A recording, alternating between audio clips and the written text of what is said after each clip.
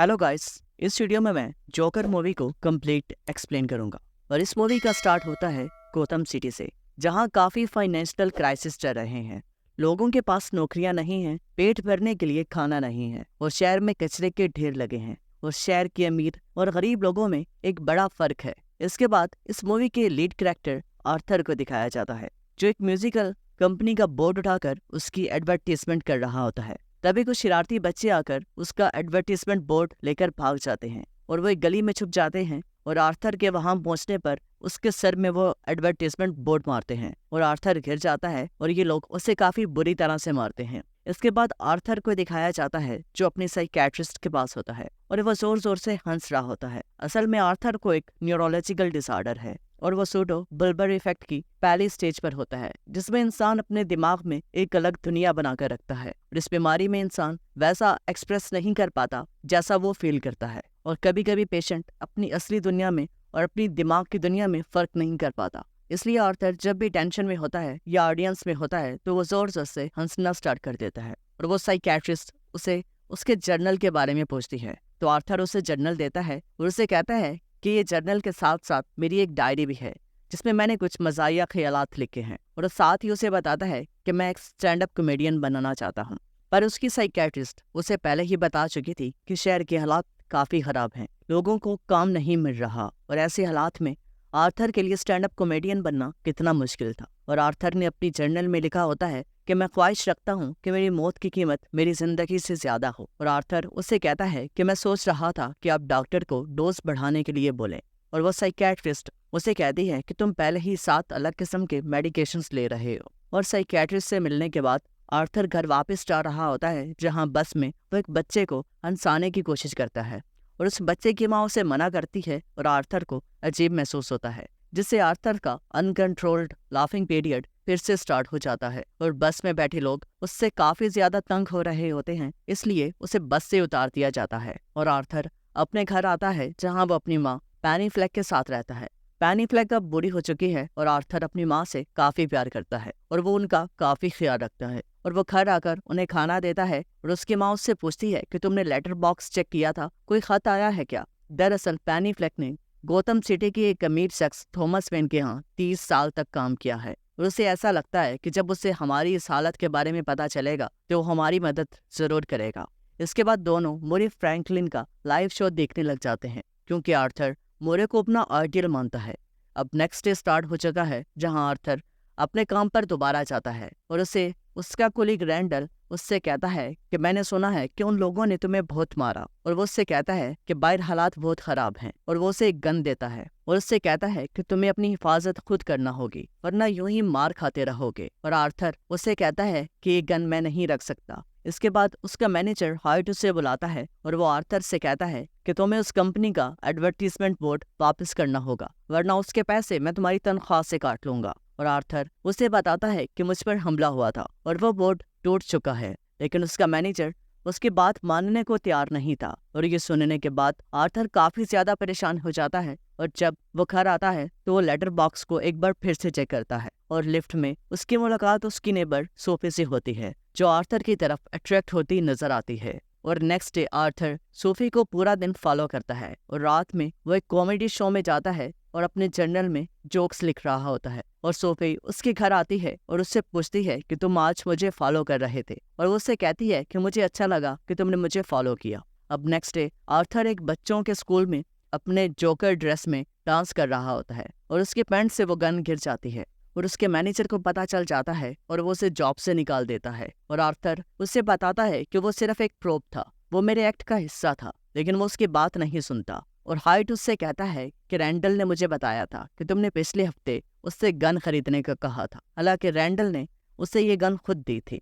और जॉब से फायर होने के बाद आर्थर मेट्रो ट्रेन में वापस आ रहा होता है, जहां बस में आर्थर के साथ बैठे 3 लड़के एक लड़की को तंग कर रहे होते हैं। और आर्थर काफी नर्वस फील कर रहा होता है, इसलिए वो हंसना स्टार्ट कर देता है और उन लोगों को लगता है कि ये हमें देखकर हंस रहा है, इसलिए वो आर्थर के पास आते हैं और आर्थर को मारना स्टार्ट कर देते हैं। और आर्थर उन्हें अपनी बीमारी के बारे में बताने की कोशिश करता है, लेकिन वो लड़के उससे उसका बैग छीन लेते हैं और आर्थर अपनी गन निकालता है और 2 लड़कों को उसी बस में मार देता है और एक लड़का वहां से भागता है, लेकिन आर्थर उसके पीछे जाकर उसे भी मार देता है। और अब उन्हें मारने के बाद ये काफी ज्यादा डर जाता है। इसके माइंड में एक बीफ बजने लगती है और ये काफी तेजी से भागने लगता है और ये एक वॉशरूम में पहुंचता है जहां ये डांस करने लगता है, क्योंकि आर्थर ये नहीं करना चाहता था, लेकिन अब उसे इन लोगों को मारकर मजा आ रहा था।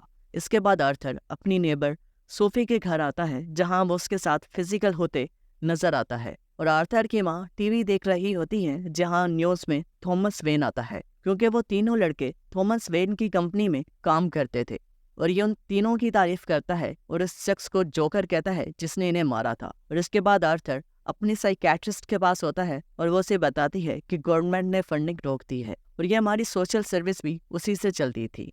और आर्थर उससे सवाल करता है कि अब मुझे मेरी दवाइयाँ कहाँ से मिलेंगी, क्योंकि अब वो सोशल सर्विस बंद हो चुकी थी और उसे अपने लिए दवाइयाँ चाहिए थी। इसलिए वो एक कॉमेडी शो में स्टैंड अप कॉमेडियन बनकर जाता है, लेकिन आर्थर जब इतने लोगों को देखता है तो वो काफी ज्यादा नर्वस हो जाता है और उसका अनकंट्रोल्ड लाफिंग पीरियड फिर से शुरू हो जाता है और वो मुश्किल से एक ही जोक सुना पाता है। और शो के बाद वो सोफी के साथ देर तक घूमता है। वो घर आने पर उसकी माँ थॉमस वेन के नाम पर एक और लेटर पोस्ट करने का कहती है और आर्थर अपनी माँ के सो जाने के बाद उस लेटर को पढ़ता है जिसमें लिखा होता है कि मुझे और तुम्हारे बेटे को मदद की जरूरत है। और आर्थर को पता चलता है कि वो थॉमस वेन का बेटा है जो कि इस शहर का बिलियनर है और वो अपनी माँ से पूछता है और वो उसे बताती है कि मैंने पेपर साइन किए थे, क्योंकि थॉमस वेन काफी अमीर था और मैं उसके घर में काम किया करती थी और हम छुप छुप कर मिला करते थे, इसलिए लोग तुम्हारे और मेरे बारे में बुरा ना सोचें, मैं तुम्हें वहां से दूर ले आई। और ये सुनने के बाद आर्थर थॉमस वेन के घर जाता है जहाँ उसका बेटा ब्रूस उसे मिलता है और साथ ही वहाँ उनका बटलर अल्फ्रेड आ जाता है और वो उससे पूछता है कि तुम यहाँ क्यों आए हो। और आर्थर उससे कहता है कि मैं पैनी फ्लेक का बेटा हूँ और मैं अपनी माँ और थॉमस वेन के अफेयर के बारे में जानता हूँ। तभी अल्फ्रेड उसे बताता है कि ये सब तुम्हारी माँ की मनगढ़ंत बातें हैं और थॉमस वेन किसी से नहीं मिलते। और घर आने पर उसको पता चलता है कि उसकी माँ को हार्ट अटैक आया है और उसे हॉस्पिटलाइज कर दिया जाता है। और आर्थर अपनी माँ की वजह से काफी परेशान था और वो हॉस्पिटल के बाहर बैठकर स्मोकिंग कर रहा होता है। तभी 2 पुलिस ऑफिसर्स उससे सबवे में हुए 3 कत्ल के बारे में पूछते हैं, लेकिन आर्थर ऐसा रिएक्ट करता है जैसे वो कुछ जानता ही नहीं है। और साथ ही उन ऑफिसर से आर्थर को पता चलता है कि उसकी माँ को हार्ट अटैक यही सवाल पूछने की वजह से हुआ था। अब आर्थर अपनी माँ के रूम में चला जाता है जहाँ सोफी भी मौजूद होती है और टीवी पर मोरे फ्रैंकलिन का शो आता है जो आर्थर की कॉमेडी का एक क्लिप अपने शो में चलाता है और वो आर्थर की इस हंसने वाली बीमारी का मजाक उड़ाता है और वो कहता है कि इसे लगता है कि ये सिर्फ हंसने से एक कॉमेडियन बन जाएगा। और आर्थर को मोरे पर काफी गुस्सा आता है क्योंकि वो उसे अपना आइडियल मानता था, लेकिन मोरे आर्थर का मजाक उड़ाता है। और इसके बाद दिखाया जाता है कि गौतम शहर में सबवे में हुए कत्ल के बाद शहर के गरीब लोग थॉमस वेन के खिलाफ हो चुके हैं, क्योंकि थॉमस वेन ने गरीबों को क्लाउन कहा था और वो जोकर को अपना हीरो मानने लग गए हैं जिसने उन लड़कों को मारा था। और आर्थर ये देखकर काफी खुश होता है। शहर के गरीब लोग और पुलिस के दरमियान काफी झड़पें हो रही होती हैं, क्योंकि ये सब लोग उसी सिनेमा के बाहर एहतजाज कर रहे होते हैं जिसमें शहर के अमीर लोग महंगी मूवीज देख रहे होते हैं। और आर्थर उसी चीज का फायदा उठाकर उस सिनेमा में दाखिल होता है जहां वो अपने फादर थॉमस वेन से मिलता है। और आर्थर उसे कहता है कि मैं पैनी फ्लेक का बेटा हूँ, मुझे आपसे कुछ नहीं चाहिए, मुझे बस एक बार अपना बेटा समझकर गले से लगा ले। लेकिन थॉमस उसे कहता है कि मैं तुम्हारा बाप नहीं हूँ, तुम अडॉप्टेड हो। जब तुम्हारी माँ हमारे यहाँ काम करती थी तब उसने तुम्हें अडॉप्ट किया था। और वो उससे कहता है कि जब तुम बहुत छोटे थे तो उसे गिरफ्तार कर लिया गया था, उसे आर्खम स्टेट हॉस्पिटल में रखा गया था और वो पागल थी। और ये सुनने के बाद वो काफी जोर जोर से हंसने लगता है और थॉमस आर्थर को एक जोरदार पंच मारता है जिससे उसके मुंह से खून आने लगता है। और आर्थर वहां से आने के बाद काफी परेशान होता है और वो अपने आप को एक फ्रिज में बंद कर लेता है।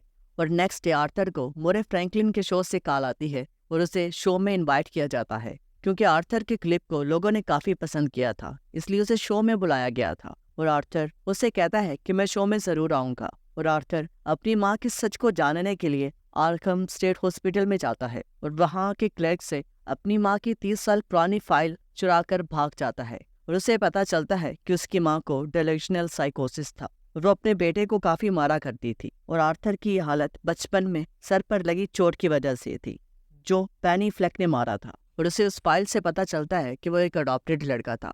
अब आर्थर काफी ज्यादा टूट जाता है क्योंकि वो जिस औरत को अपनी माँ समझता था वो असल में उसकी माँ थी ही नहीं, और साथ ही वो उसकी बीमारी का बायस बनी थी। वो सिर्फ एक अडॉप्टेड लड़का था जिसे अपने माँ बाप के बारे में पता ही नहीं था। और आर्थर सोफी के घर आता है और उसे अपने दिन के बारे में बताने लगता है, लेकिन सोफी उसे कहती है कि तुम प्लीज अपने घर चले जाओ, मेरे बच्चे सो रहे हैं। तभी आर्थर को समझ आता है कि सोफी उसके साथ कभी थी ही नहीं, इसलिए पहले आर्थर जो सोफी के साथ मिलता नजर आ रहा था वो सिर्फ आर्थर के दिमाग के ख्यालात थे। और आर्थर अपने घर आता है और वो काफी ज्यादा परेशान होता है। इसके बाद वो हॉस्पिटल जाता है और पेनी फ्लेक को मार देता है और आर्थर घर वापस आता है और मोरे के शो में जाने के लिए तैयार हो रहा होता है।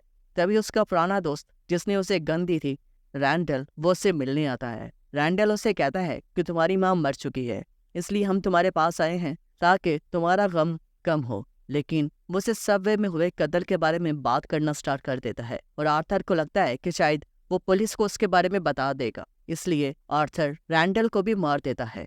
इसके बाद आर्थर अपने जोकर वाले गेटअप में तैयार होकर मोरे के शो में जा रहा होता है और रैंडल को मारने की खुशी में डांस कर रहा होता है। तभी 2 पुलिस ऑफिसर्स आर्थर को देख लेते हैं और आर्थर काफी तेज भागने लगता है और वो एक मेट्रो ट्रेन में पहुंचता है जहां उसे पता चलता है कि शहर के गरीब लोग अमीर लोगों के खिलाफ एहतजाज कर रहे हैं और उन सब ने जोकर का मास्क लगाया होता है। और आर्थर इस हजूम की वजह से वहां से बचकर निकल जाता है और वो मोरे फ्रैंकलिन के शो में पहुंचता है। और मोरे जब आर्थर से मिलता है तो उसे जोकर के लिबास में देखकर उससे पूछता है कि तुम भी क्या शहर में होने वाले एहतजाज में शामिल हो। लेकिन आर्थर उसे कहता है कि मुझे सियासत में कोई दिलचस्पी नहीं है, मेरी बस आपसे एक रिक्वेस्ट है, जब आप मुझे बुलाएंगे ना तो मुझे जोकर के नाम से इंट्रोड्यूस करवाना। और मोरे उसे शो में जोकर के नाम से बुलाता है जहां वो अपने जोकर वाले डांस के साथ एंटर होता है। और मोरे उससे सवाल करता है कि तुम हमें कोई जोक सुनाओगे। तो आर्थर कहता है कि एक जोक है, मैंने पिछले हफ्ते 3 लोगों को सबवे में मार दिया और अगर मैं सड़क किनारे मर जाता तो कोई मेरे बारे में बात नहीं करता, लेकिन आज थॉमस वेन भी उन तीनों के लिए टीवी पर आकर आंसू बहा रहा है क्योंकि थॉमस वेन चाहता है कि ये लोग जो भी करें हम उसे चुपचाप बर्दाश्त करते रहें, जैसे कि हम भेड़ हैं और वो भेड़िए। और मोरे उसे कहता है कि यहाँ हर कोई इतना बुरा नहीं है जितना तुम्हें लगता है। पर आर्थर उसे कहता है कि तुम भी बुरे हो, तुमने मुझे शो में सिर्फ अपने फायदे के लिए बुलाया है क्योंकि तुम अपने शो को और ऊपर लेकर जाना चाहते हो। और मोरे से बहस करते हुए आर्थर काफी गुस्से में आ जाता है और मोरे को लाइव शो में कत्ल कर देता है। इसके बाद पुलिस आर्थर को अरेस्ट कर लेती है और उसे लेकर जा रहे होते हैं, लेकिन दूसरी तरफ शहर के हालात काफी खराब हो चुके थे और हर तरफ लोग जोकर का मास्क पहनकर शहर में अफरा तफरी मचा रहे थे, गाड़ियों को आग लगा रहे थे। तभी 2 शख्स जिन्होंने जोकर का मास्क लगाया था वो पुलिस की गाड़ी में आकर टक्कर मारते हैं और आर्थर को उठाकर बाहर ले आते हैं। और सारे लोग आर्थर को अपना आइडियल मान रहे थे और जोकर को चोट लगने से उसके मुंह और नाक से खून निकल रहा था और वो अपने खून से अपनी जोकर की स्माइल को बनाता है जहां उसका दर्द उसके आंसुओं को भी खत्म कर देता है। और थॉमस वेन भी शहर से भाग रहा होता है। तभी एक शख्स आकर थॉमस और उसकी वाइफ मार्था वेन को कत्ल कर देता है। और इसके बाद दिखाया जाता है जहां आर्थर एक साइकियाट्रिस्ट के सामने बैठा हंस रहा होता है और वो उससे पूछती है कि तुम हंस क्यों रहे हो। पर आर्थर उससे कहता है कि तुम समझोगे नहीं। और आर्थर जब उस रूम से निकलता है तो उसके पांव पर खून लगा होता है, जिसका सिर्फ एक ही मतलब हो सकता है कि उसने उस साइकियाट्रिस्ट को भी मार दिया है। और इधर इस मूवी का दी एंड होता है। मिलते हैं नेक्स्ट वीडियो में, अभी के लिए तखलिया।